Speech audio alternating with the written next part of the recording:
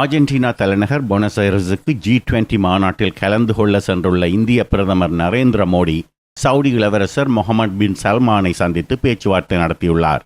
இந்த பேச்சுவார்த்தையின் போது சவுடி அரேபியா இந்தியாவில் முதலீடு செய்வது தொடர்பாக பேசப்பட்டது. இந்தியாவில் துறைமுகங்களை அமைக்கும் பணிகளை துரிதப்படுத்தல், நெடுஞ்சாலைகளை அமைத்தல் ஆகியவற்றில் சவுடி அரேபியா முதலீடு செய்யும் என்று இந்திய வெளியுறவுத்துறை செயலாளர் விஜய் கோகலே தெரிவித்துள்ளார். இது தவிர இந்தியாவின் தொழில்நுட்பம், சக்தி மற்றும் வேளாண்மை துறைகளிலும் முதலீடு செய்ய விரும்புவதாக சவுடி இளவரசர் இந்திய பிரதமரிடம் தெரிவித்துள்ளார். இந்த பேச்சுவார்த்தையின் போது பேசப்பட்ட மற்றொரு விஷயம் இந்தியாவின் வேளாண்மை மற்றும் விளைபொருட்களின் ஏற்றுமதி. தற்போது சவுடி அரேபியா வேளாண்மை மற்றும் விளைபொருட்களை வேறு நாடுகளில் இருந்து இறக்குமதி செய்கிறது. இந்திய உற்பத்தி பொருட்களையும் சவுடி அரேபியா இறக்குமதி செய்வது தொடர்பாகவும் பேசப்பட்டதாக தெரிகிறது. அடுத்த 2 முதல் 3 ஆண்டுகளில் இந்தியாவில் சவுடி அரேபியாவின் முதலீடுகள் பெருமளவில் அதிகரிக்கும் என்றும் சவுடி அரேபியாவின் சார்பில் உறுதியளிக்கப்பட்டுள்ளது. இந்த சந்திப்பின் போது பேசப்பட்ட மற்றொரு விஷயம் இந்தியாவின் எண்ணெய் இறக்குமதி.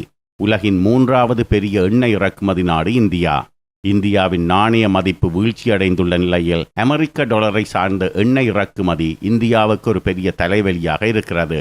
ஈரானுடன் ரூபா நாணயத்தில் எண்ணெய் இறக்குமதி செய்யும் ஏற்பாடுகள் இந்தியாவுக்குள்ளது. அதுபோன்ற ஒரு ஏற்பாட்டுக்கு சவுடி அரேபியாவும் ஒத்துக்கொண்டால் இந்தியாவுக்கு பலனளிக்கும்.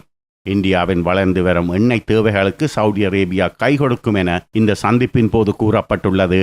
மேலதிக விவரங்கள் ஏதும் முடிவு செய்யப்படவில்லை.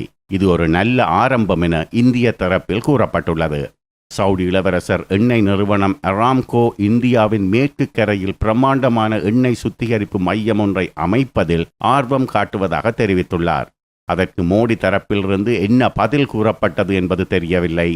காரணம், இந்தியாவின் மேற்கு கரையோரம் எண்ணெய் சுத்திகரிப்பு மையம் ஒன்றை பிரம்மாண்டமான அளவில் அமைக்கும் போது அதில் பாதுகாப்பாக கழிவு அகற்றல் விவகாரமெல்லாம் உள்ளது.